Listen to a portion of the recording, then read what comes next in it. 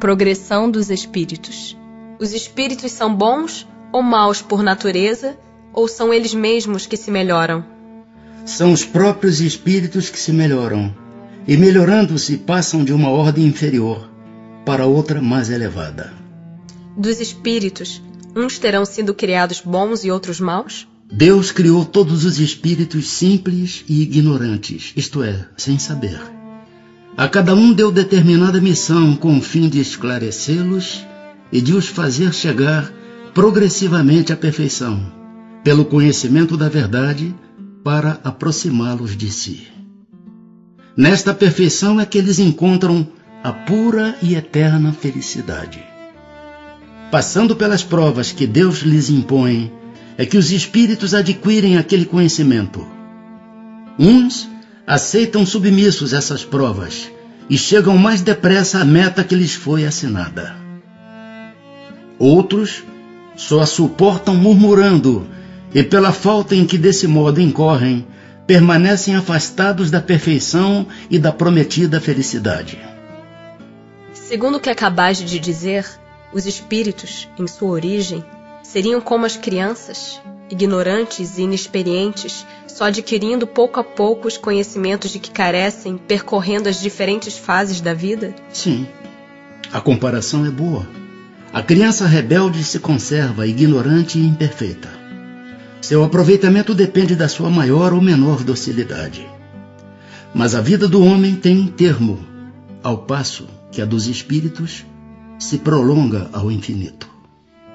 Haverá espíritos que se conservem eternamente nas ordens inferiores? Não. Todos se tornarão perfeitos. Mudam de ordem, mas demoradamente, porquanto, como já doutra vez dissemos, um pai justo e misericordioso não pode banir seus filhos para sempre. Pretenderias que Deus, tão grande, tão bom, tão justo, fosse pior do que vós mesmos? Depende dos espíritos o progredirem mais ou menos rapidamente para a perfeição? Certamente. Eles a alcançam mais ou menos rápido conforme o desejo que têm de alcançá-la e a submissão que testemunham à vontade de Deus.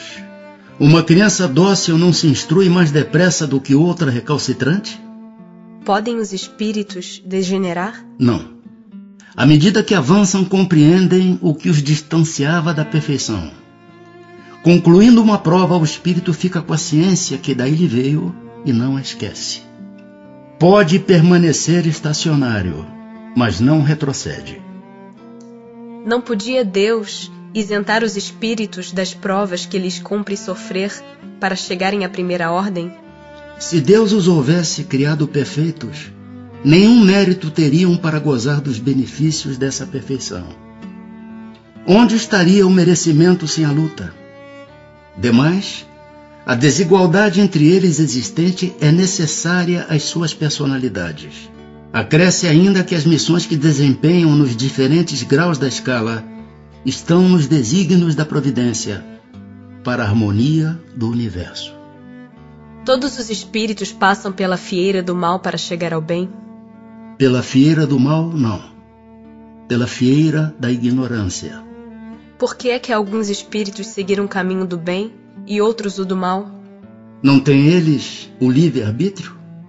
Deus não os criou maus, criou-os simples e ignorantes. Isto é, tendo tanta aptidão para o bem quanto para o mal.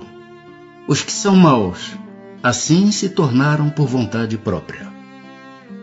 Como podem os espíritos, em sua origem, quando ainda não têm consciência de si mesmos, gozar da liberdade de escolha entre o bem e o mal?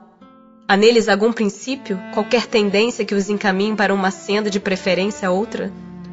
O livre-arbítrio se desenvolve à medida que o espírito adquire a consciência de si mesmo.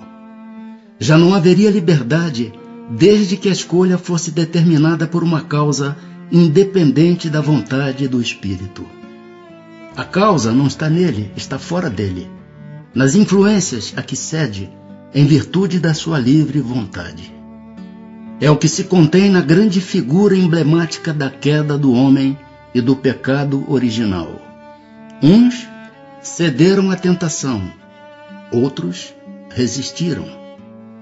De onde vêm as influências que sobre ele se exercem? Dos espíritos imperfeitos, que procuram apoderar-se dele, dominá-lo, e que rejubilam com o fazê-lo sucumbir. Foi isso o que se intentou simbolizar na figura de Satanás. Tal influência só se exerce sobre o espírito em sua origem? Acompanha-o na sua vida de espírito, até que haja conseguido tanto império sobre si mesmo que os maus desistem de obsidiá-lo. Por que a Deus permitido que os espíritos possam tomar o caminho do mal? Como ousais pedir a Deus contas de seus atos? Supondes poder penetrar-lhe os desígnios?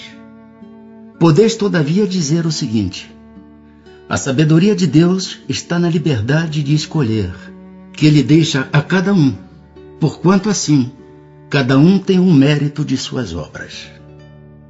Pois que há espíritos que desde o princípio seguem o caminho do bem absoluto e outros o do mal absoluto, deve haver sem dúvida gradações entre esses dois extremos, não? Sim, certamente. E os que se acham nos graus intermédios constituem a maioria. Os espíritos que enveredaram pela senda do mal poderão chegar ao mesmo grau de superioridade que os outros? Sim, mas as eternidades lhes serão mais longas. Chegados ao grau supremo da perfeição, os espíritos que andaram pelo caminho do mal têm aos olhos de Deus menos mérito do que os outros? Deus olha de igual maneira para os que se transviaram e para os outros, e a todos ama com o mesmo coração. Aqueles são chamados maus, porque sucumbiram. Antes, não eram mais que simples espíritos. Os espíritos são criados iguais quanto às faculdades intelectuais? São criados iguais, porém, não sabendo de onde vêm, preciso é que o livre-arbítrio siga seu curso. Eles progridem mais ou menos rapidamente em inteligência, como em moralidade.